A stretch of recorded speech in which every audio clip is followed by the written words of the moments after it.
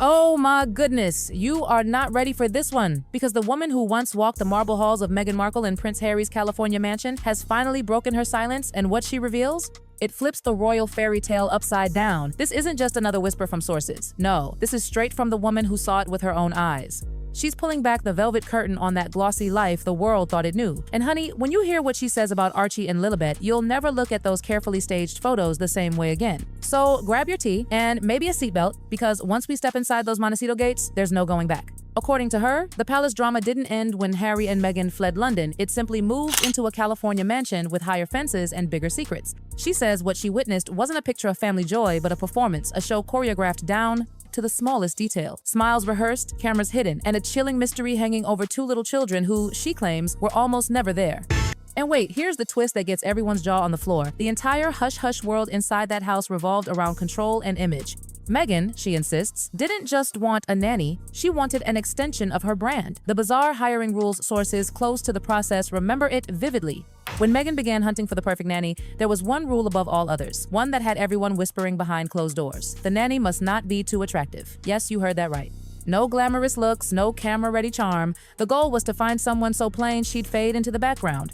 On paper, the listing looked normal. Childcare experience, discretion, professionalism, the usual royal adjacent checklist, but insiders swear the real interview notes told another story. Blend in completely. Why such a strange condition? Well, people in Meghan's circle hint it wasn't jealousy the tabloid way, it was about control. Meghan wanted to be the radiant centerpiece of every photo, every headline, every dinner party glance. A nanny who turned heads could steal even a flicker of that light. And in Montecito, attention isn't just flattery, it's currency. So, long before the first bedtime story was read, the narrative was being written. Meghan's brand came first, but that wasn't all. Oh no, the list of nanny rules kept getting more intense. Applicants had to be available 24/7. Literally, if the phone rang at 2 a.m., you packed a bag and showed up smiling. No romantic attachments either. No spouse, no live-in boyfriend, no kids of your own. Meghan and Harry wanted someone who lived and breathed their world, nothing else. And get this, you had to be ready to relocate instantly. Whether it was a surprise cross-country move or a quiet trip abroad, your bags had to be packed before you even asked where to. Sounds glamorous, right? But according to those who've been there, it felt more like stepping into a bubble, a beautiful, manicured, suffocating bubble. The hidden camera audition, here's where the story gets downright eerie.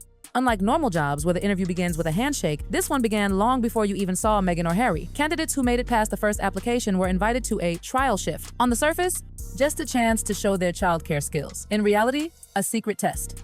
Multiple insiders now claim that hidden cameras around the home captured everything: how they spoke, how they handled stress, how they treated the chef and the cleaners. Every smile, every pause, every tiny misstep recorded. By the time Meghan and Harry actually met them face to face, the decision was often already made. That final meeting? More of a formality just to see if the disturbed person looked as harmless in real life as they did on the surveillance tape. And yes, many celebrity homes use cameras, but the vibe here? It wasn't safety first, it was total control. A covert audition to see who could survive life in the Sussex fortress. The clash over a royal tradition. Before the hiring circus even began, Harry reportedly had one simple wish: a Norland nanny. If you know British royalty, you know the Norland name. They're the elite of the elite: brown uniforms, impeccable manners, trained to protect and nurture royal children with absolute discretion. The same kind who cared for Harry and William when they were tiny. But Meghan?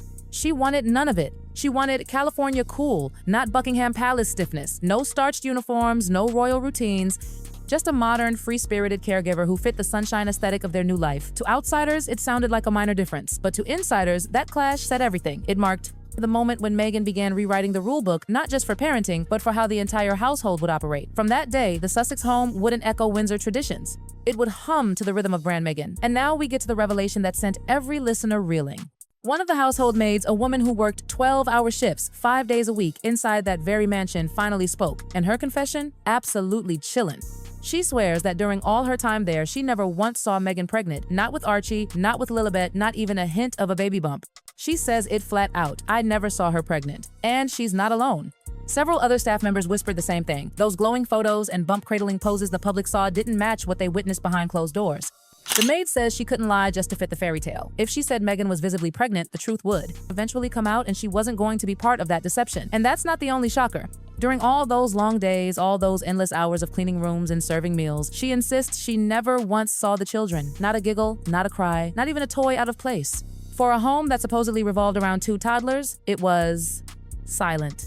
The Netflix illusion. When the maid later watched the grand Netflix documentary, the one showing Meghan glowing, Harry laughing, and little Archie toddling in the garden, she says her jaw dropped. Those scenes? She insists they couldn't have been filmed in the same house. The rooms were wrong, the lighting didn't match, the timeline made no sense, and most of all, Meghan was never pregnant there. To her, the glossy documentary wasn't a peek into their reality. It was a cinematic illusion, crafted to make the world believe in a picture-perfect family that existed only on camera. Inside the mansion, she says, everything was tightly controlled. Phones confiscated at the gate, bags checked for secret recorders, staff were forbidden to snap a single unfiltered image. Privacy wasn't protection, it was suppression. Working there, she says, felt less like serving a household and more like living in a fortress where every truth was locked away.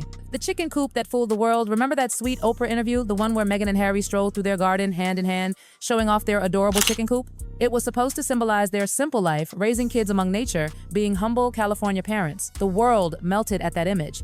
But the maid? She calls it pure performance. Yes, there was a chicken coop. Yes, Meghan visited it often, but never with Archie or Lilibet. She swears she never saw the children out there, not once. To her, those heart-melting scenes were carefully staged. Props, lighting, retakes, all. Arranged to sell a narrative. The chicken coop wasn't a family playground. It was a set. By now you might be thinking, could this all really be true? But every detail the maid shares paints a consistent picture, a home built not for comfort, but for control. Every morning she arrived before sunrise. Every evening she left past dusk. Yet she never heard the sound of children playing. The staff, she says, were kept on a short leash, stripped of privacy, and monitored constantly.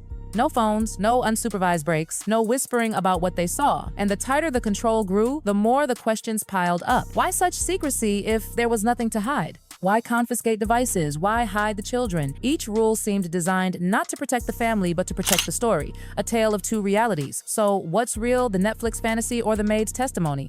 According to her, the truth lies in what you don't see. The perfectly timed smiles, the curated photos, the public strolls, they were all part of a brand. She describes Meghan as rarely home except when cameras were scheduled.